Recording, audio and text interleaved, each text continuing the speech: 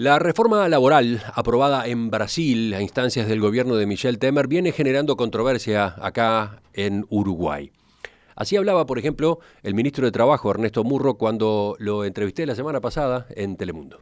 Que es un abuso contra los trabajadores, que valga más lo que un trabajador es obligado a negociar con un empresario que una ley nacional. Yo, si fuera parlamentario brasileño, estaría preocupado.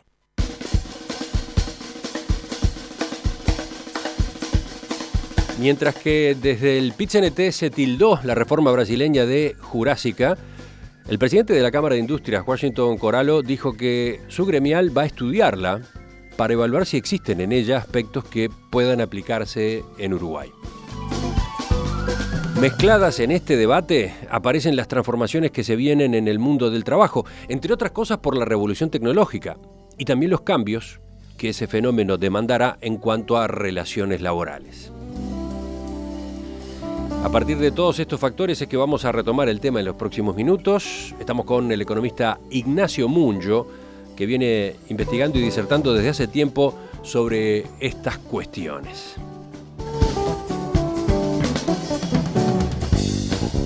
El doctor Ignacio Munjo es director del Centro de Economía, Sociedad y Empresa del IEM, la Escuela de Negocios de la Universidad de Montevideo.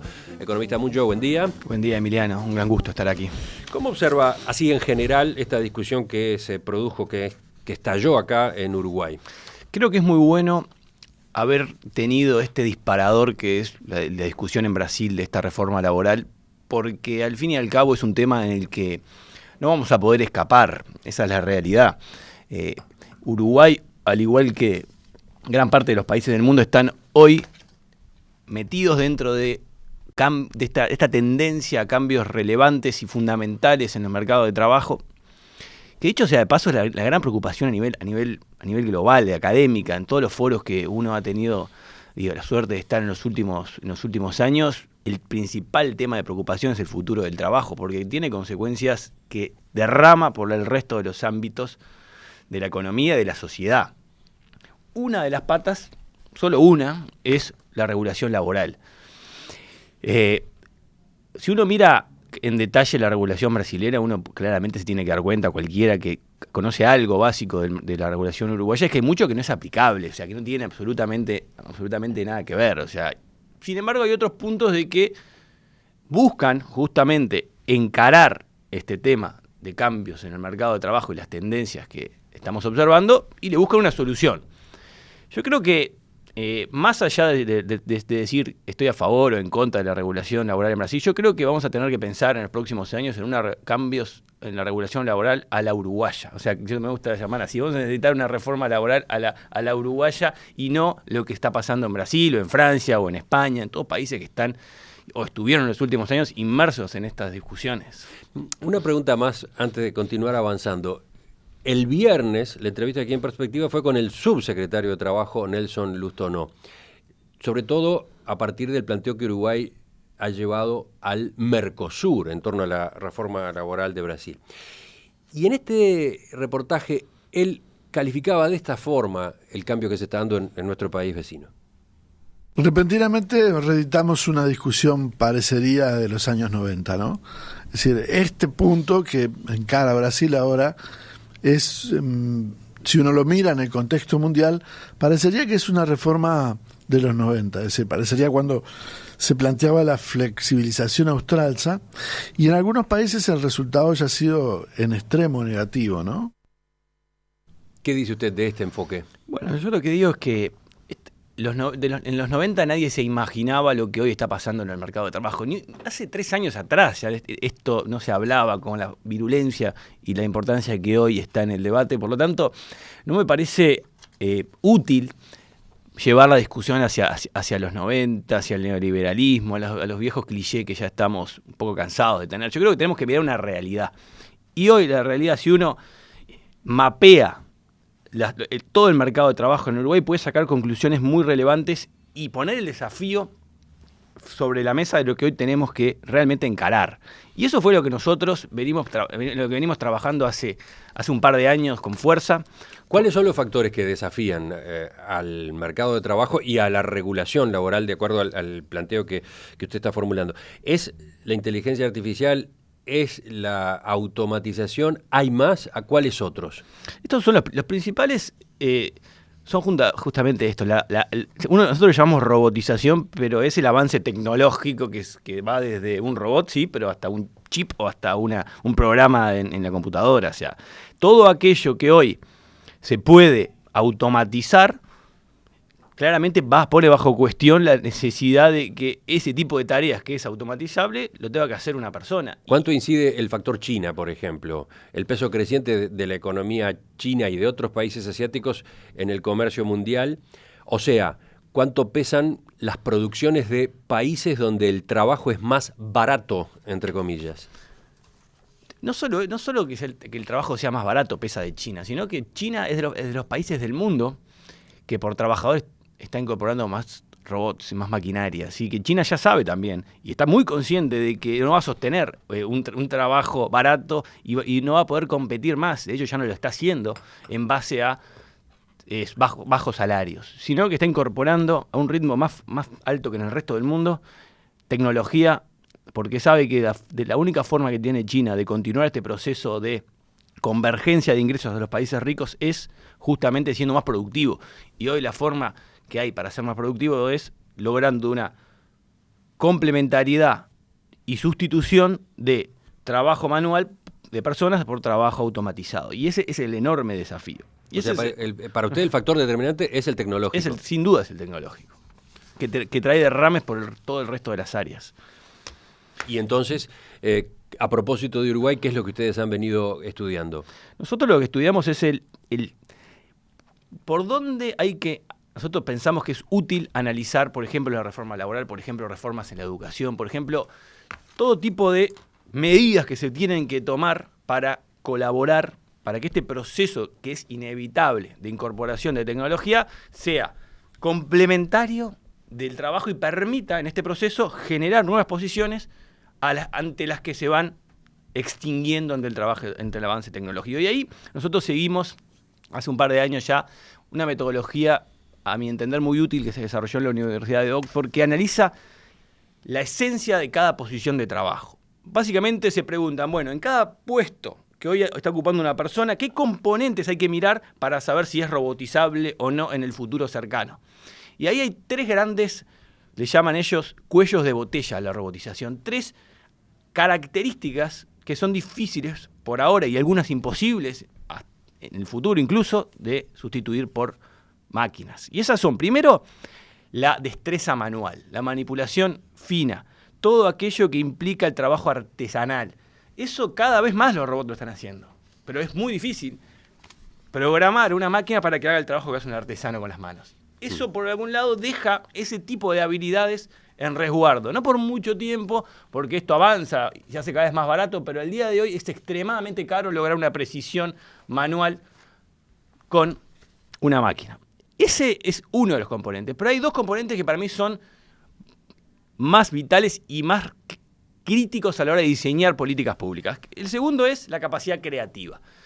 Aquellos trabajos que tienen en su desarrollo componente importante de creatividad, ya sea para buscar crear sensaciones a través del arte, o ya sea buscar soluciones a problemas existentes pero originales, tienen hoy una barrera natural hacia el avance de la automatización. Pero no están al resguardo absoluto. A mí me gusta poner un ejemplo que la gente entiende, que pasó hace un año y medio atrás con la serie Friends, que se cargó en una máquina, en una computadora, todos los capítulos existentes de todas las temporadas y automáticamente una máquina produjo un capítulo nuevo, original. ¿Y cómo era ese capítulo? ¿Era bueno? Bueno, la crítica dice que no era tan bueno como el original, pero lo que sí es verdad es que la máquina fue capaz de interpretar y conocer a todos los personajes de acuerdo a toda la historia de las 10 temporadas anteriores. Vio cómo se portaba cada uno, qué le gustaba, qué no le gustaba. Con esa información produjo de forma aleatoria, sin que una persona interviniera, un capítulo nuevo. Por lo tanto, lo que quiero decir es que hasta la capacidad creativa está en jaque con el avance de la inteligencia artificial y lo que se llama machine learning, que las máquinas aprenden en el proceso de incorporar información. Entonces, pero de todas formas, como dije recién, la crítica dijo, bueno, este capítulo está correcto, pero está lejos de un buen capítulo original. Por lo tanto, todavía, por suerte, las personas tienen una habilidad innata que es difícil para que la máquina la pueda reproducir. Y el último, que para mí es el inherente al ser humano, la barrera más importante de la robotización viene por el lado de la empatía, la capacidad que tiene una persona de ponerse dentro de otra persona, en los pies de otra persona, y sentirse alegre o triste si a la otra persona le va bien o le va mal. La capacidad que tiene una persona de persuadir a otra persona para realizar una determinada tarea o pensar de determinada forma. La capacidad de negociación, de buscar acuerdos en las diferencias. Bueno, eso es clave. Y hay muchos trabajos que tienen una pata importante en este aspecto inherentemente al ser humano. Por lo tanto, si uno mete estas 3 barreras a la robotización. Repito cuáles son, según lo que usted venía diciendo. Por un lado, percepción y manipulación. Por otro lado, capacidad creativa. Y por último, inteligencia social. Así es, yo estaba llamando recién empatía, pero es lo mismo. O sea, inteligencia social, empatía, todo aquello que implica relacionamiento personal. Entonces, si uno agarra una base de datos muy buena que se desarrolló en Estados Unidos, que agarra para cada posición laboral qué porcentaje tiene de estas 3 cualidades. Entonces uno puede saber, un auxiliar contable, cuánto tiene en su trabajo de manipulación fina, cuánto tiene de creatividad y cuánto tiene de empatía. Puede calcular lo que nosotros llamamos un índice de resistencia a la robotización. Entonces, con eso uno puede saber, bueno, estas posiciones, y si uno a su vez cruza esto con información del INE y sabe cuántas personas en Uruguay están trabajando en este tipo de posiciones, uno puede tener un mapeo completo de 1.400.000 uruguayos que ocupan hoy puestos en el mercado de trabajo. Y eso le permite a uno imaginarse por dónde es que vienen los problemas naturales y que van a poner en jaque las posiciones hoy ocupadas. ¿Qué resultados obtiene entonces ese trabajo? Ese trabajo obtiene que hoy aproximadamente un 60% de los cargos ocupados en el Uruguay tienden a desaparecer porque las características inherentes que están requiriendo que para la persona que realiza estos trabajos van a ser fácilmente automatizables en un horizonte de tiempo no muy lejano. El 60% de las posiciones de trabajo están en riesgo por la robotización. ¿En qué plazo? Bueno, el plazo es discutible. Se habla en estos estudios prospectivos de un entorno de 20 años, pero lo cierto es que en algunas ya está pasando. Esto es un goteo permanente, no es que dentro de 20 años baja la cortina y hay 60% que pierde trabajo. Algunos ya pasó, otros va a pasar mañana y en otros pasado, y depende de cada sector la velocidad en que se va incorporando esta tecnología y depende del costo de esta tecnología, que se va haciendo cada vez más barato y se hace cada vez más eficiente para un empresario incorporarlo y lamentablemente muchas veces sustituir mano de obra humana, de personas. Y ahí está el desafío. Y ahí está la preocupación, porque nosotros que hablamos permanentemente con empresarios de todos los rubros, cuando uno les pregunta, bueno, ahora con este nuevo ciclo expansivo que estamos empezando a ver, esta nueva ola de crecimiento que tuvimos desde el año pasado, ¿están pensando invertir? Bueno, la mayoría de las respuestas es, bueno, sí, estamos estudiando invertir, pero estamos viendo cómo minimizar la contratación de mano de obra. Porque los costos, y ahí es donde viene la preocupación que ata este problema, los costos laborales que hoy genera una regulación laboral que se ha modernizado en el Uruguay a partir del año 2006, está generando efectos adversos.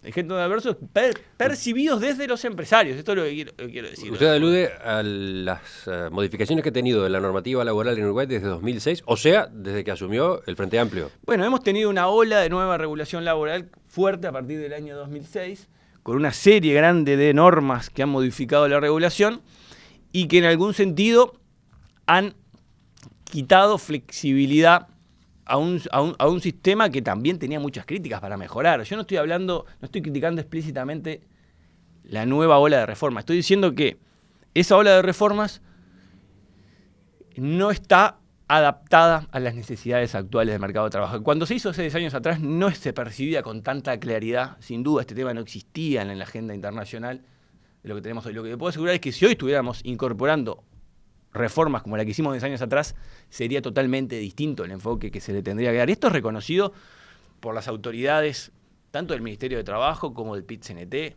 Hemos hablado permanentemente, compartido paneles con personas que lideran estos organismos y comparten la preocupación. Esto es lo que tenemos que tener claro. Aquí tenemos un problema serio, que no es solo en Uruguay, es a nivel global y que nos implica repensar mucho de lo que tenemos estipulado en el Uruguay por regulación que tiene muchos años, y también tenemos que pensar otros aspectos, como por ejemplo la educación, que está muy atado a este fenómeno que hoy tenemos que tomar medidas y tomar soluciones. Porque si no, ¿qué pasa? Y esto es lo que hay que entender.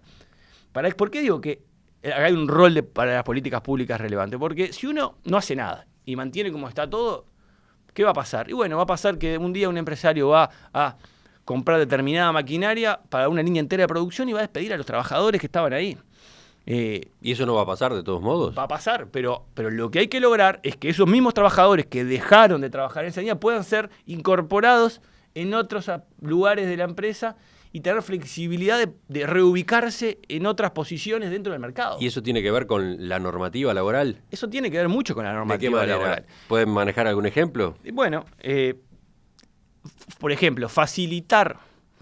Esto es algo que se estuvo discutiendo hace algunos meses acá y ahora ha salido un poco del tapete, que es la regulación más fuerte del despido. ¿Se acuerdan que hace un tiempo, al igual que en Argentina, se estuvo discutiendo con fuerza? Bueno, queremos poner con claridad todos los causales que pueden generar despido y revisarlo y ver, y bueno, hacer un poquito más complejo la posibilidad de que se despida. Lo que hay, muchas veces cuesta pensar es que cuando uno pone una traba al despido, está al mismo tiempo poniendo una traba al ingreso. Está cerrando la puerta a la contratación. ¿Por qué?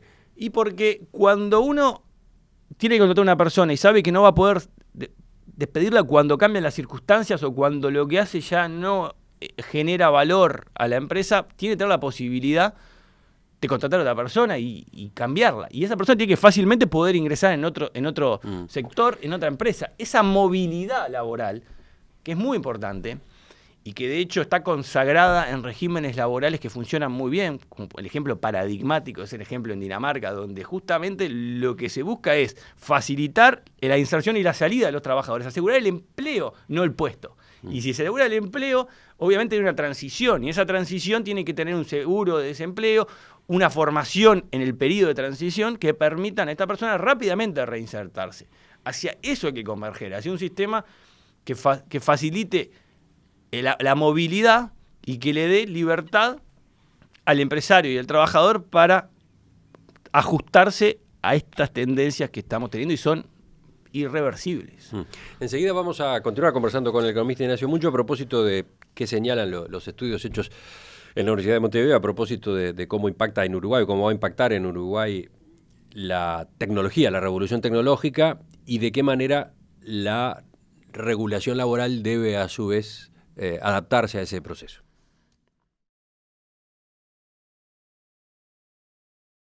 La flexibilización de las relaciones laborales impulsada por el gobierno de Michel Temer en Brasil ha generado varias repercusiones acá en Uruguay. Se alzaron distintas voces críticas y el gobierno anunció que va a llevar el tema al Mercosur porque estarían en juego los compromisos sociolaborales del bloque. Al mismo tiempo, la Cámara de Industrias y otros actores comenzaron a plantear que el futuro del trabajo, entre otras cosas por la revolución tecnológica, requerirá de cambios en la legislación. De esto último justamente es que estamos conversando esta mañana con el doctor Ignacio Muncho, economista, director del Centro de Economía, Sociedad y Empresas de la Escuela de Negocios de la Universidad de Montevideo. Economista Muncho, retomando lo que conversábamos recién, usted dice, no se trata de calcar la reforma laboral brasileña, hay que tomar en todo caso ese hecho político como un disparador de un debate que Uruguay está necesitando porque el futuro del trabajo en el mundo, pero en nuestro país en particular, tiene desafíos por delante. Y algunos surgen de este estudio hecho en el IEM en el año pasado. El 60%, decía usted, de las posiciones hoy ocupadas tienen alta probabilidad de desaparecer en los próximos 20 años debido a la robotización y la automatización. Exacto, ese es el punto de partida que nosotros tenemos. Nosotros, más allá de pensar y discutir que como disparador de la reforma brasileña, nosotros tenemos que pensar en la foto que tenemos hoy del mercado de trabajo en el Uruguay. Y eso fue lo que hicimos, y la ampliación que hicimos del trabajo del año pasado. Y mapeamos, y repito, esto es para mí lo más importante, entender el diagnóstico. Este es el actual mercado de trabajo que tiene el país. Y tenemos que pensar si este es el mercado de trabajo que hoy tenemos, esta es la gente que hoy está trabajando en el Uruguay, si tenemos una regulación acorde a estas necesidades, más allá de qué hizo y no hizo Brasil. Hay unos cuadros que el economista Muncho trajo y que vamos a publicar después en nuestro sitio en perspectiva.net, tienen muchos números, que son, digamos, el afinado de aquel estudio del año pasado. Por ejemplo, algunos datos que salen de ahí. Bueno, nosotros agarramos el 1.400.000 empleados del Uruguay, los clasificamos en sectores y vimos qué características tienen los empleados de cada uno de los sectores. Y vamos a contar 2 ejemplos paradigmáticos. Construcción, por ejemplo. Hay 105.000 personas que trabajan más o menos en la construcción, que tienen en promedio 9 años de educación formal. Estamos hablando de que son en su amplia mayoría hombres, 95%, y que tienen un promedio de edad de 42 años. Bueno, estas personas, estas 105.000 personas, tienen hoy los cargos que ocupan estas personas una probabilidad de robotización del 91%.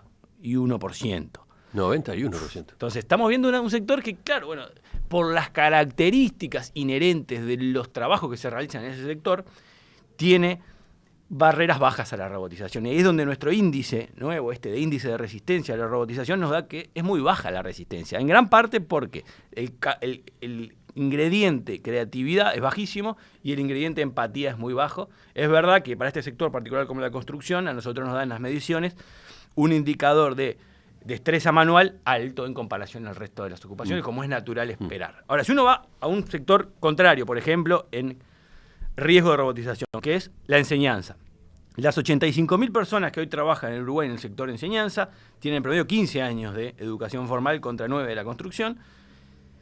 Ahí hay mayoría mujeres, 77% mujeres, también de promedio, el mismo edad promedio que la construcción, 42 años, y ahí la probabilidad de robotización es 23%. Y uno se pregunta, ¿por qué? Y bueno, es natural que este índice de resistencia a la robotización sea mucho más mucho más alto la resistencia en enseñanza, y donde el componente, justamente, creatividad y fundamentalmente empatía son altos. Ahí, para ese tipo de tareas, los cargos que están hoy ocupados en personas en la educación requieren un componente fuerte de empatía o inteligencia social y creatividad. Entonces, cuando uno puede hacer esto para todos los sectores, acá puse 2 ejemplos, pero uno podría hacerlo para todos los sectores productivos del país y tener al 1.400.000 empleados, uno se encuentra que hay una diversidad grande de tipos de trabajo que se realizan y necesidades específicas de cada sector, y sectores realmente en riesgo y ocupaciones que están hoy realmente.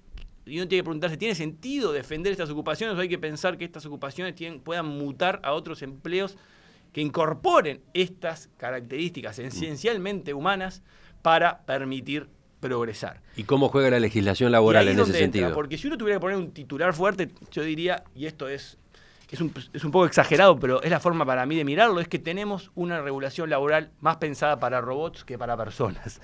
¿Cómo? ¿Cómo es eso?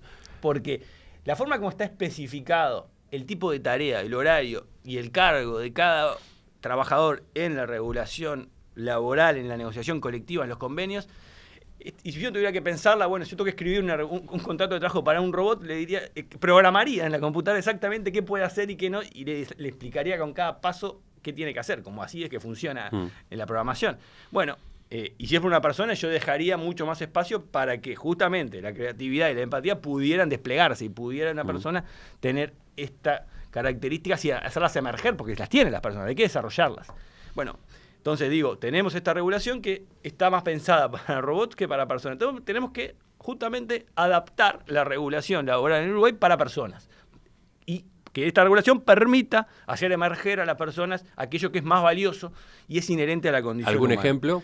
Bueno, hay varios aspectos que implicarían hacer retoques en la regulación laboral. A mí me gusta pensar que esto no es como en Brasil, en Brasil es muy distinta la situación, porque estamos hablando de una regulación que cambia una ley enorme de cientos de artículos anteriores que tiene que cambiarla. Acá tenemos, para empezar, un sistema laboral que no tiene un código. O sea, en Uruguay no hay código laboral. Y esto hablando con laboralistas especializados de altísimo rango, grado 5 de la Universidad de la República, dicen, Uruguay realmente, si uno pensaría en grande, necesita un código laboral, necesita lograr una compaginación de todas estas normas. Y es interesante lo que dicen. Dicen que históricamente en Uruguay había una cierta coherencia en la doctrina laboral que estaba dada por dos grandes maestros como Pla y Barbagelata. Entonces, lo que decían Pla y Barbagelata era incorporado por los jueces y esto permitía tomar en los juicios laborales una cierta coherencia. Eso se perdió con esta nueva ola de regulación laboral. Entonces, hay un cierto esquizofrenia en algún sentido con la regulación y la coherencia. Entonces, se necesitaría eso. Pero bueno, yo no soy tan ambicioso, ¿no? Esto es extremadamente ambicioso pensar en un código laboral. Digo que con pocos retoques a la regulación actual se podría facilitar este proceso de humanización de la relación laboral. Vuelvo a la pregunta, ¿retoques de qué tipo? Por ejemplo, el horario de trabajo. Y eso está también en la regulación brasileña y creo que habría que pensarlo en cómo incorporarlo en la regulación uruguaya. Por ejemplo, para que la gente entienda, si una persona llega tarde a un trabajo, 1 hora tarde, en vez de llegar a las 8, llega a las 9. Y para compensar decide quedarse, en acuerdo con el empleador, 1 hora más y salir 1 hora más tarde. Bueno, eso le sale a la empresa el pago de 1 hora extra y se le reintegra por parte del trabajador la hora simple que faltó. Por lo tanto, en un proceso en el cual se llegó tarde, se tiene que pagar 1 hora extra. También se habla de las 12 horas. 12 por 36. Será mucho, será poco. Lo cierto es que la posibilidad de hacer una jornada de trabajo de 12 horas siempre que después haya un descanso de 36. Hay muchos trabajos que hoy requieren concentración en un día por razones de inspiración, ya sea no más allá de que haya una máquina que tenga que estar funcionando, y que estar exigidos a cortar la jornada en 8 horas no facilita que se puedan incorporar estas características esenciales al mercado de trabajo, que son la empatía y la creatividad. Se tiene que permitir esto y acomodar a lo largo de la semana y compensar. O sea, no veo inherentemente cuál es el gran problema de tener una compensación de un día al otro del tiempo trabajado. Siempre que sea en acuerdo entre el trabajador y el empleado. Después la flexibilidad de los cargos es otro aspecto importante. Si uno, por ejemplo, mira aquí un convenio colectivo, por ejemplo, el de venta de ropa. Estoy mirando acá y uno ve el capítulo 1 donde aparecen las categorías laborales que quedarán definidas de la siguiente forma. Personal de servicio, auxiliar de servicio. Artículo 7, cadete. Artículo 8, auxiliar de ingreso. Artículo 9, auxiliar administrativo. Pene oficial, encargado de sucursal, jefe de sección y área. Para cada cargo está explícito exactamente qué puede hacer y qué no puede hacer. Y cuánto es el sueldo en relación a los otros. Yo digo que esto de ser tan específicos, tan explícitos con cada posición que está hoy en el mercado de trabajo ocupada por una persona, genera algunos problemas directos. Por ejemplo, al no haber movilidad para arriba, o sea, que uno no puede hacer algo que está en el cargo superior, por lo menos a prueba, no le permite a la persona mejorar y mostrar que es apto para ocupar esa posición y que se lo vea trabajando y dice, qué bien que trabajaba acá, bueno, vamos a lo que se llama aprendizaje en el trabajo. Esto lo tranca. Y para abajo también, porque muchas veces se tiene que cubrir un hueco por aspectos aleatorios, por algún problema que surgió, tampoco se puede pedir autorización para cubrir el hueco de la posición inferior. Por lo tanto, el mercado de trabajo exige, para que las personas puedan justamente sustituir a las máquinas complementarias y no sustituirlas, te necesitan este tipo de flexibilidades. Después, también está el tema de los incentivos. O sea, es muy difícil hoy en la regulación laboral uruguaya introducir incentivos en el trabajo. Exige todo un acuerdo y una vuelta. Por ese lado también se tiene que flexibilizar. Un ejemplo de incentivos, ¿cuál sería? Un pago extra porque se cumple un determinado objetivo. Uh-huh. Que uno quiera introducir eso. Bueno, para lograr eso, ese pago es tremendamente complejo y hay que regularlo. Entonces, finalmente lo que pasa es que no se hacen. Después el tema del famoso del descuelgue, que acá muchos defensores de la regulación dicen, no, pero está previsto el descuelgue. O sea, cuando una empresa no puede pagar el laudo, puede presentarse, mostrar los números en rojo y decir, bueno, a mí no me da, tengo que pagar menos. Es verdad, pero eso es una situación de crisis, ya cuando ya están en rojo los números. No se puede evitar llegar a esa situación teniendo una negociación o una charla con los trabajadores. Aquí vamos a la reforma brasileña que prevé que los acuerdos por empresa tienen preeminencia sobre la legislación general. Sí, eso es. Y esto acá ha generado una reacción muy fuerte en contra, ¿no? Ahí está claramente el desbalance de negociación entre los trabajadores y los empleadores, ¿no? Eso claramente tiene que estar incorporado. Y no hay que mirar el ejemplo de Brasil como un ejemplo paradigmático, sino hay que ver cómo es en Uruguay. Y esto no implica, los puntos que yo acabo de mencionar no implican violar ese acuerdo de que haya una negociación colectiva, sino que son cambios mínimos dentro de los convenios de trabajo y permitir que no sea tan pormenorizado la descripción. O sea, estamos diciendo de darle al cargo cierta flexibilidad, al horario flexibilidad y incluso a los descuelgues cierta flexibilidad. Pero no estamos hablando de cambiar la negociación colectiva. La esencia de la negociación colectiva, que es poner una entidad que vele por la igualdad de condiciones entre dos partes que no son inherentemente iguales. O sea, eso tiene que ser claro. Por eso dije al principio, o sea, tenemos que pensar una reforma laboral a la uruguaya. Tenemos que mirar el problema, ponerle los ojos, no podemos mirar para el costado. O sea, hay un mercado de trabajo que está pidiendo una reforma, que implica retoques a lo que tenemos y que implica asumir que las cosas han cambiado. Y han cambiado más rápido de lo que se pensaba. En el 2006, repito, cuando empezó esta ola, no estaba en ninguna discusión lo que estamos viendo y la velocidad fue mucho más rápida de lo esperado. Incorporo un par de puntos más en un tema que obviamente es enorme. Cuando el viernes pasado la entrevista fue con el subsecretario de Trabajo, Nelson Lustonó, él decía, ojo, estas reformas, como la de Brasil, tienen un impacto negativo fuerte en los sistemas de seguridad social. Ese factor, ¿cómo lo tiene en cuenta cuando usted propone ajustes como estos que recién mencionaba? Creo que la crisis del sistema bismarquiano de seguridad social, que es el que ata las prestaciones al trabajo, es una realidad con o sin esta reforma. O sea, ya está hoy. Cada vez es más difícil que una persona pueda tener el mismo empleo dentro del sector formal durante toda la vida como está en la esencia de el actual sistema de seguridad social, y creo que también hay que repensarlo. También hay que poner sobre el tapete discusiones que se están dando a nivel internacional, como por ejemplo el de la renta básica universal, que hoy en Finlandia, por ejemplo, están con un experimento piloto de dar una prestación a los desempleados que no esté atada al conseguir trabajo. O sea, hoy se está probando un experimento, se está dando a la mitad de las personas de un grupo de tratamiento el seguro de desempleo no condicionado, se les paga y si consiguen trabajo se les mantiene, y al resto a otro grupo de similares características a se le está dando el mismo seguro de desempleo tradicional que había en Finlandia, que es parecido al de Uruguay. ¿Sí? Y se va a comparar en el año 2000, esto va a ser todo este año y el año que viene. A fines de 2018 se va a decir, bueno, ¿qué pasó? ¿Cómo fue el comportamiento en el mercado de trabajo de estas personas? Tal vez a la que se les dio un seguro incondicionado, están trabajando en lugares donde realmente quisieran trabajar y no están buscando informalidad para no perder el seguro. Pero para usted, entonces, el instrumento de la renta básica universal es atendible, hay que incorporarlo al debate. Yo creo que hay que analizarlo a fondo, saber los problemas que tiene, porque claramente si uno quiere pensar en una renta básica universal, tiene que saber cómo se va a financiar.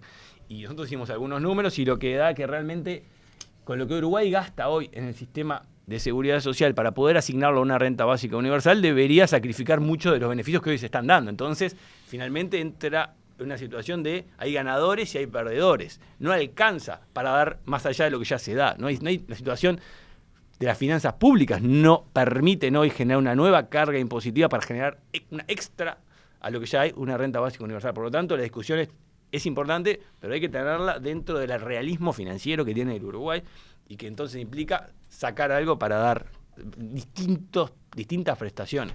Eso es un temón, me parece muy importante y también está muy relacionado con los cambios en el mercado de trabajo y también ha reaparecido después de 40 años. Este tema de renta básica universal hace 40 años que se habla en el mundo.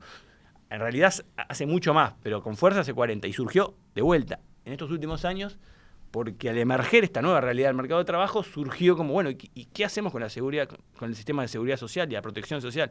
Bueno, es una de las alternativas, creo que hay que discutirlas, pero con los elementos básicos sobre la mesa.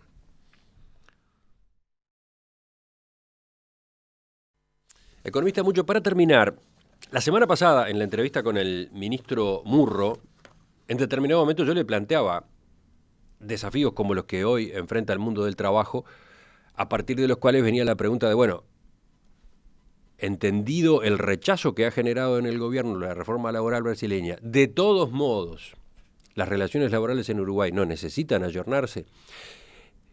Y el ministro contestaba, somos conscientes de que hay que encarar cambios, pero entendemos que hay que hacerlo con diálogo y negociación. Insistía mucho en ese sentido, ¿no?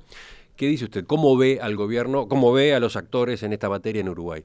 Estoy totalmente de acuerdo con lo que dicen desde el Ministerio de Trabajo. ¿Está de acuerdo? Y sí, porque creo que es necesario revisar, como acabo de decir, hay que gastarlo a retoques. No, creo que no hay más remedio, creo que no tenemos una alternativa porque la realidad nos está pegando contra la cara. Y claro, o sea, también hay un tema de timing, ¿no? O sea, sepamos que lo que no estamos haciendo ya está teniendo consecuencias en el mercado de trabajo y lo estamos viendo en los números.